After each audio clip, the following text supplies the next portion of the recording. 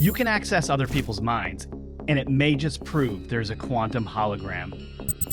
Spiritual believers say the record of all events, thoughts, and memories in history is preserved somewhere energetically, and that it's accessible if you can tap in. But amazingly, scientists have begun proving this is true, just using different terms. Is the human race tapped into this history by design? Are we more connected than you ever imagined? And does the human race influence one another without our knowledge? From breaking through world records to making scientific breakthroughs and even influencing one another's thoughts and actions, we found evidence that the human race is operating at levels way beyond what we've been led to believe. Join me, Rob Counts, for a metaphysical show that's out of this world.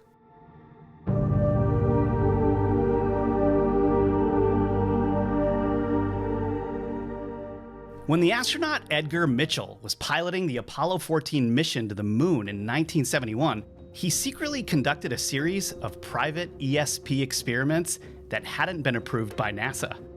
In an interview with Cabinet magazine, Mitchell explained that he'd always been interested in science but was also religious, and the two seemed to have different answers, which bothered him.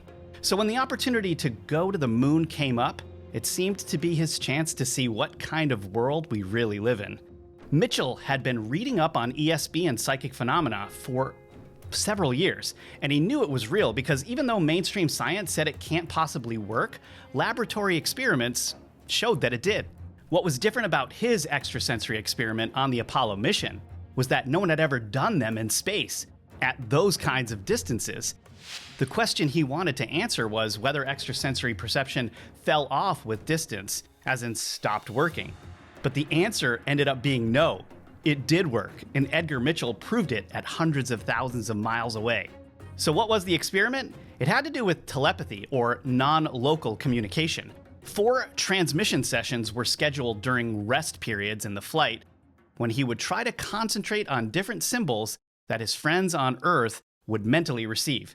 Now, the well-known typical ESP experiment was to use what are called Zener cards with different symbols on them. Now, you're probably familiar with this from the Ghostbuster movie, where a person would try to use their extrasensory abilities to know what's on the other side of the card. Well, that experiment works basically the same with random numbers instead of cards. So Mitchell generated 4 tables of 25 random numbers between 1 and 5 and assigned each Zener symbol to a number. For each thought transmission from him down to Earth, he would check the table of random numbers and think about the corresponding symbol for 15 seconds.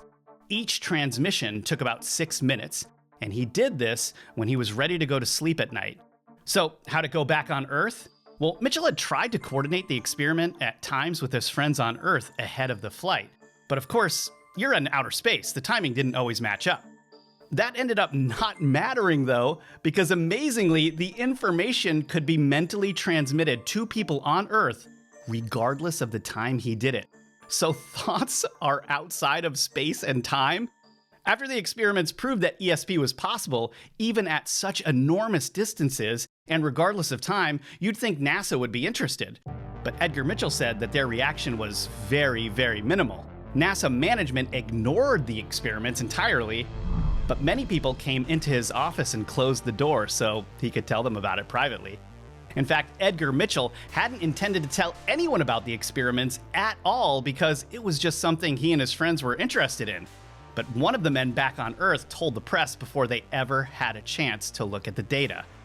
Unfortunately, you probably know how that went.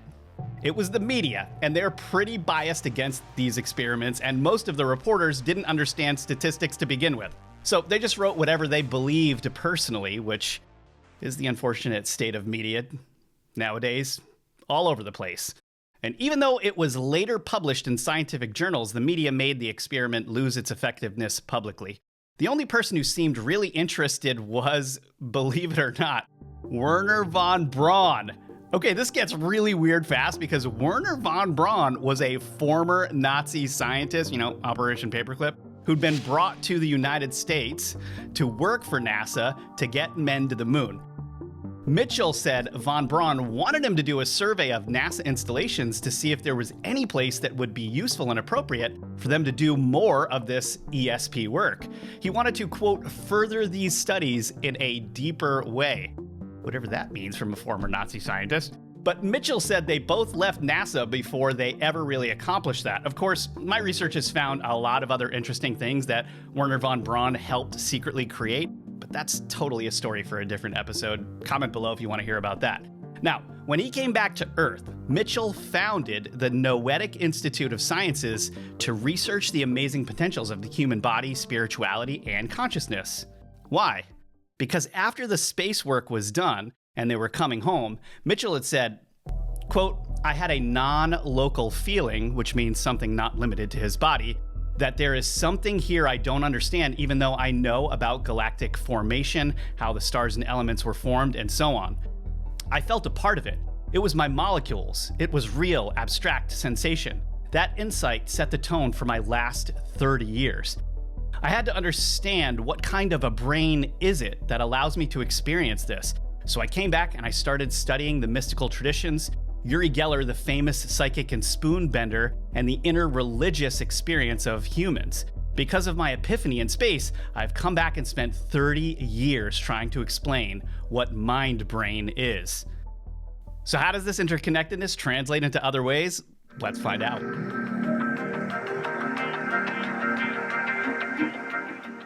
Before Roger Bannister did it for the first time in 1954, nobody had ever run a mile in under 4 minutes. It was like there was an impenetrable barrier that nobody could break through. Since at least 1886, gifted athletes had been trying and trying, but as the British runner John Bryant put it, quote, it had become as much a psychological barrier as a physical one, and like an unconquerable mountain, the closer it was approached, the more daunting it seemed, unquote. Bannister was a lone wolf who didn't listen to coaches. He was running in the opposite of good conditions on a cold day on a wet track and with just a small crowd to cheer him on. So when he did finally break the record, it baffled all the sportsmen who'd been predicting how the 4-minute record could be broken. How the heck did he do it? They couldn't figure it out. Then something strange happened next. Just 46 days after Bannister's world record in Britain, an Australian runner broke the barrier again with an even better running time. Then, just a year after that, 3 more runners broke the 4-minute barrier in a single race. What the heck? They started calling this phenomena the Bannister effect. People theorized that other runners became inspired after Bannister broke the record for the first time, and it cleared up their psychological blocks that had been stopping them before. Believing it was possible made it possible, they guessed. I agree that's part of the story, but what if there's more to this? I next looked for some scientific examples to see if any studies had been conducted on this phenomenon. You have a whole lot of cells in your body that are all connected to each other. Learning something about one of those cells can tell you a whole lot about your entire body, right? Now think about particles or planets that are so ridiculously far away that you'd never be able to measure information about them directly. Well, the concept of quantum entanglement in science says you could just measure something closer to you that's connected to those distant things and learn about them. Everything from gigantic cosmic bodies down to tiny particles would all be linked to each other in neatly arranged ways, just like bonds and molecules. But the coolest part is that given these kinds of space and time distances, information would have to travel outside the concept of the speed of light in order to explain this quantum entanglement. I mean, how could such instantaneous information happen between such distant things if it were limited to the speed of light? So now organic life is experiencing something like ESP or non-local information too. You see where we're going here? So particles that were once connected will always stay connected no matter what and no matter how much time has passed. But more than this just being cool, it's had major impacts on how we understand other things. In fact, some scientists have been reevaluating how they understand gravity because this concept of interconnectedness explains many phenomena we observe much better than the current concept of gravity does. Edgar Mitchell called this thing that connects us all the quantum hologram. He said, the perception of ESP is easy to explain through the quantum hologram. You're just picking up the information from another person. Telepathy is just information coming in, psychokinesis, just information going out. The universe and the experiences within it arise from natural causes. It's proven that there's something more that connects us all. It's naturally part of humans and our reality, but that doesn't make it any less metaphysical and amazing. In fact, Albert Einstein himself called this spooky action, and it's pretty supernatural the more you learn about it. In 1983, researchers in Europe, Africa, and the Americas tested small groups of people on whether they could solve puzzle pictures. They were difficult to solve on purpose, and the number of people who worked out the puzzle was low. Next, the researcher Rupert Sheldrake and a British TV company showed the same puzzle, including the answer, to about 2 million TV viewers in Britain. So just keep in mind that this group had the answer. Then those researchers back in the other countries tested new batches of people who obviously didn't have access to that local British TV station to see how many people solved the puzzle. Amazingly, without first seeing the answer themselves or even knowing that one of the answers had already been shown to a bunch of people before them, it suddenly became easier for new people to solve the puzzle after others had already solved it. The idea here is that the people who received the answer would have this in their consciousness, and we can measure whether that affected people in totally different areas getting the answer quicker. In 1984, the experiment was repeated again using different images, but with the same result. In 1987, Sheldrake and a psychology student designed a similar experiment with crossword puzzles. People were reporting it was easier to do their newspaper crosswords if they waited until the evening or the day after it was published, rather than in the morning when it was first released. I mean, think about this for a sec. Maybe letting those thousands of other people solve the puzzles before them in the morning let them have an easier time solving it later. The Evening Standard newspaper in London gave Sheldrake's student an unpublished crossword puzzle a week before it was to appear in the paper. First, the student tested about 50 other students in Nottingham on the day before the puzzle was published in London. They also got a second crossword that had already been published a few weeks before.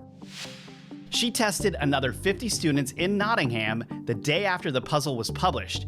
If people before them had really somehow paved the way for them to know the answers, then that crossword should have gotten easier, while the second crossword should have been just as easy or hard to solve.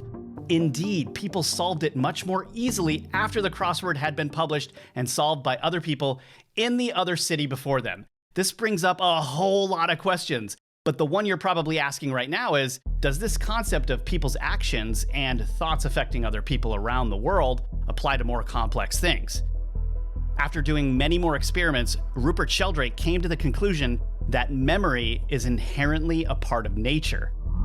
His theory is that there are social groups that connect together members of the group even when they're miles apart. These connections provide channels of communication through which organisms can stay in touch at a distance.